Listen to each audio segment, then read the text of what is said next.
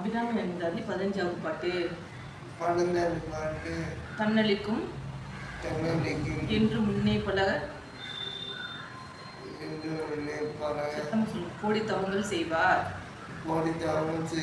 மண்ணளிக்கும் செல்வமோ பெறுவார். மதிவானவர்தம் விண்ணளிக்கும் விண்ணளிக்கும் சொல்லி முடிங்க. விண்ணளிக்கும் செல்வமும் செல்வமும் அழியா முக்தி வீடுமன்றோ